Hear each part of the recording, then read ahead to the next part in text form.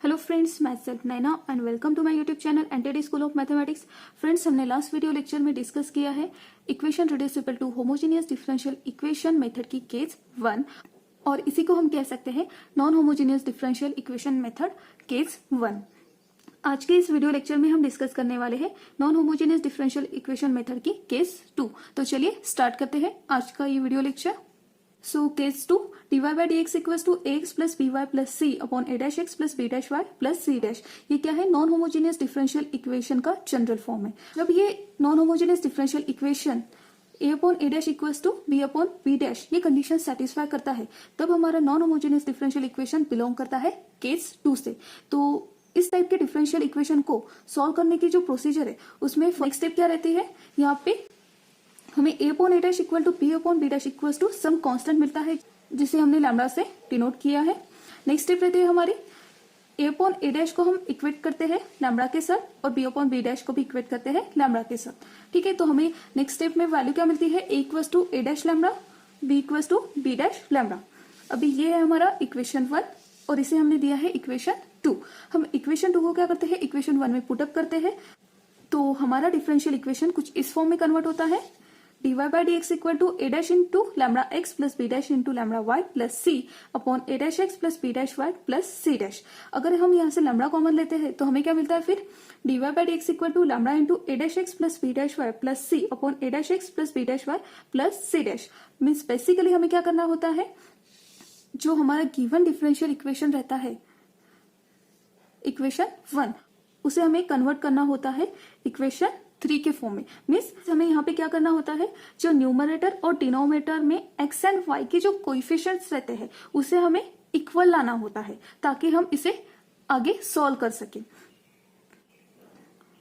तो जब x and y के कोएफिशिएंट इक्वल आ जाते हैं, मीन्स ये जो टर्म्स है न्यूमरेटर और डिनोमिनेटर में इक्वल आ जाती है, तो उसके बाद हम क्या करते हैं? नेक्स्ट स्टेप रहती है हमारी, हम यहाँ पे a dash x plus b dash y को पुट करते हैं अनदर वेरिएबल से, इसे हमने v नाम दे दिया है। और इसके बाद क्या करते हैं? हम इसे डिफरेंशिएट करते हैं विथ रेस्पेक्ट टू x। जब इस टर्म को हम डिफरेंशिएट करेंगे विथ रेस्पेक्ट टू x तो हमें क्या मिलता है? a dash plus b dash dy by dx equal to dv by dx। इस टर्म पे से हमें dy बाई dx की वैल्यू मिल जाती है 1 upon b dash into dv by dx minus a dash. इसी को हम इक्वेशन 4 देते हैं। इक्वेशन 4 को क्या करते हैं? इक्वेशन 3 में पुटअप करते हैं। जब हम इक्वेशन 3 में पुटअप करते हैं तो हमारा डिफरेंशियल इक्वेशन कुछ इस फॉर्म में बन जाता है 1 upon B dash into dv by dx minus a dash equal to lambda times v plus c upon v plus c dash. जब इस टाइप के डिफरेंशियल इक्वेशन को हम सॉल्व करते हैं, after solving about differential equation we get solution in the form v and then we put the value of v from 4 we get the required solution. Means हमें यहाँ पे general solution मिल जाता है हमारे given non homogeneous differential equation का। इस method को और अच्छे से समझने के लिए चलिए हम एग्जांपल देखते हैं। हमने यहाँ पे एग्जांपल लिया है x plus 2y plus 3 dx plus 2x plus 4y minus 1 dy equal to 0। Firstly हमें इस एग्जाम्पल को dy बाई dx के फॉर्म में कन्वर्ट करना है, तो चलिए इस एग्जाम्पल को dy बाई dx के फॉर्म में लिख लेते हैं। dy by dx equal to minus times x plus 2y plus 3 upon 2x plus 4y minus 1। इस माइनस साइन को हम इस ब्रैकेट के अंदर मल्टीप्लाई कर देते हैं। तो नेक्स्ट स्टेप मिलेगी हमें dy by dx equal to minus x minus 2y minus 3 upon 2x plus 4y minus 1। इसे हम इक्वेशन 1 दे देते हैं। अब हम इस नॉन होमोजेनियस डिफरेंशियल इक्वेशन को, जो हमारा जनरल फॉर्म है नॉन होमोजेनियस डिफरेंशियल इक्वेशन का, उसके साथ फर्स्टली कंपेयर करते हैं। तो हमारा जनरल फॉर्म क्या था? dy by dx equal to ax plus by plus c upon a dash x plus b dash y plus c dash. ठीक है, अगर हम इस जनरल फॉर्म को हमारे गिवन डिफरेंशियल इक्वेशन के साथ कंपेयर करें तो हमें यहाँ पे a की वैल्यू मिलती है -1, b की वैल्यू -2, c की -3, a dash equal to 2, b dash equal to 4 and c dash equal to -1। Firstly हम देखते हैं कि जो हमारा given non homogeneous differential equation है वो किस केस से बिलोंग करता है। केस 1 है हमारी a upon a dash not equal to b upon b dash. Case 2 है a upon a dash equal to b upon b dash. Firstly हम चेक कर लेते हैं कि जो हमारा given non homogeneous differential equation दिया है वो इस दोनों केस से बिलोंग करता है या नहीं। अगर नहीं करता है तो वो केस 3 से बिलोंग करेगा। तो चेक करते हैं पहले। यहाँ पे a upon a dash means a upon a dash की वैल्यू कितनी है -1 अपॉन 2 और b अपॉन b डैश। तो यहाँ पे क्या आता है -2 अपॉन 4 मीन्स इसी को हम -1/2 के फॉर्म में लिख सकते हैं। मीन्स हमें यहाँ पे क्या मिलता है a upon a dash equal to b upon b dash. Means हमारा जो given non homogeneous differential equation है वो केस 2 से बिलोंग करता है। तो इसे सॉल्व करने की प्रोसीजर अभी हमने देखी है। तो चलिए इसे हम इक्वेशन 1 दे देते हैं। अब नेक्स्ट स्टेप क्या रहते हैं हमारी, जो गिवन हमारा नॉन होमोजेनियस डिफरेंशियल इक्वेशन रहता है उसे हमें केस 2 में क्या करना होता है, कन्वर्ट करना होता है इस फॉर्म में dy by dx equal to lambda into a dash X plus b dash Y plus c upon a dash X plus b dash Y plus c dash. Means X and Y के जो coefficient रहते हैं numerator और denominator में उसे हमें equal बनाना होता है। तो चलिए नॉन होमोजेनियस डिफरेंशियल इक्वेशन का हमने जो एग्जांपल लिया है उसे इस फॉर्म में कन्वर्ट करते हैं। हमारा जो नॉन होमोजेनियस डिफरेंशियल इक्वेशन है इसी को हम कैसे लिख सकते हैं, dy by dx equal to, अगर हम न्यूमरेटर में इस दोनों टर्म से माइनस साइन अगर कॉमन ले तो माइनस, तो हमें क्या मिलता है minus time x plus 2y minus 3 divided by, अब डिनोमिनेटर से क्या करेंगे हम x एंड y के जो कोएफिशिएंट है उससे हम 2 कॉमन लेके, तो हमें मिल जाएगा यहाँ पे 2 into x plus 2y minus 1। तो देखिए जो हमारा गिवन डिफरेंशियल इक्वेशन है वो इस फॉर्म में कन्वर्ट हो गया है। अगर इस फॉर्म में हमारा डिफरेंशियल इक्वेशन कन्वर्ट होता है तो क्या करते हैं हम a dash X plus b dash Y को अनदर वेरिएबल से पुट अप करते हैं और फिर इसे सॉल्व करते हैं।